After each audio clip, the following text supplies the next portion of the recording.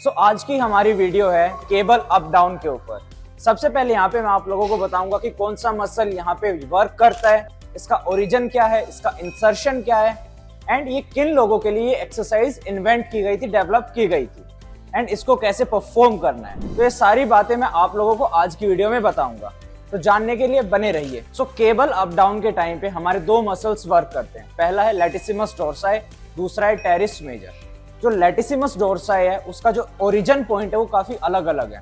पहले iliac crust से originate होता है, उसके साथ साथ spinous process of our thoracic, जो हमारे थोरेसिक वर्टिब्रा है उसके लोअर 6 वर्टिब्रा से वो ओरिजिनेट होते हैं एंड थोराकोलम्बर फेशिया से, मतलब कि जो थोरेसिक है एंड लंबार रीजन है वहां से ओरिजिनेट होता है।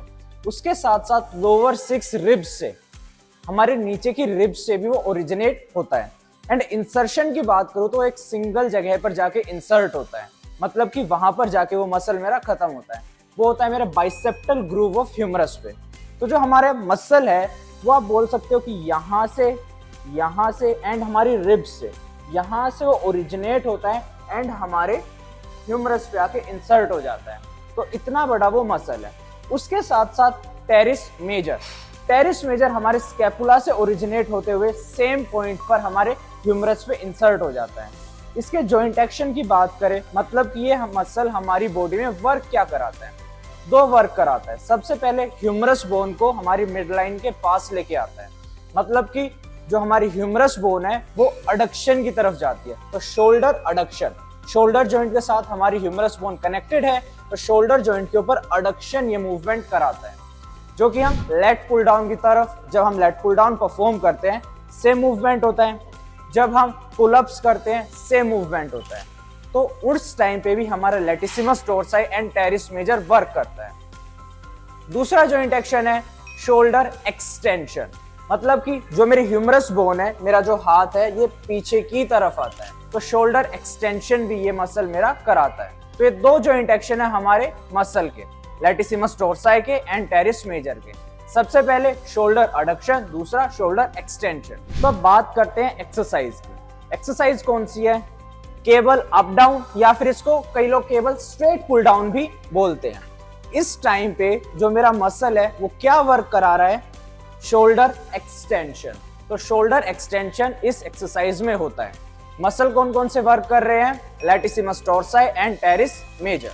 अब बात करते हैं कि ये एक्सरसाइज इन्वेंट क्यों की गई थी।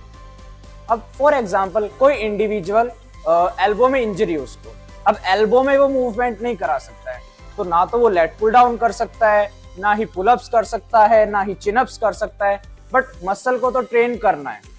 तो एक ऐसी मूवमेंट बनाई गई जिसमें कि हमारी एल्बो मूव ना करे बट हमारे शोल्डर जॉइंट पे मूवमेंट हो सके।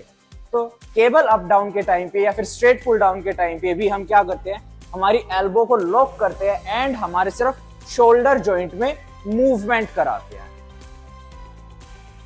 तो ये एक्सरसाइज उन लोगों के लिए इन्वेंट की गई थी जिन लोगों की एल्बो में इंजरी थी, कोई चोट लगी थी या फिर कोई सॉफ्ट टिश्यू इंजरी थी, टेंडनाइटिस था या कोई लिगामेंट टियर था, कोई भी इंजरी थी कि वो अपनी एल्बो में मूवमेंट नहीं करा सकते। तो यहाँ पर भी सेम मसल मेरा वर्क करता है, वो जब मैं लेट पुल डाउन को करता हूँ, चाहे मैं close grip lat pull down करता हूँ, चाहे मैं डंबल रोइंग करता हूँ, बेंट ओवर रो करता हूँ, सेम मूवमेंट है एंड सेम मसल मेरा यहाँ पर ट्रेन होता है। बस इसकी इन्वेंशन इसलिए हुई थी कि वो इंडिविजुअल जो एल्बो पे मूवमेंट नहीं कर सकता, जो कंपाउंड मूवमेंट नहीं कर सकता है, वो आइसोलेशन में अपने मसल को ट्रेन कर सके। अब इसको करने का तरीका मैं आपको बताता हूँ। काफी सारे लोग क्या करते हैं, यहाँ पे मूवमेंट के टाइम पे अपने नीज को बेंड कर लेते हैं, बट स्टार्टिंग में मैंने आपको ओरिजिन इंसर्शन के बारे में बताया। क्या मेरा मसल मेरे नी जॉइंट को कवर करता है? नहीं करता है। वो मेरे इलियक क्रस्ट से ओरिजिनेट होते हुए मेरे ह्यूमरस पे खत्म हो गया।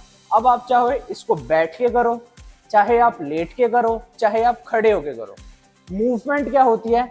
Shoulder extension. तो नी को बेंड करने का कोई भी पॉइंट नहीं है, सिर्फ एक पॉइंट है। फॉर एग्जाम्पल किसी की हाइट है 6 फीट 5 इंच, किसी की हाइट है 7 फीट एंड मशीन उनके लिए छोटी पड़ गई, तो मशीन छोटी पड़ गई तो रेंज ऑफ मोशन कम हो जाएगा।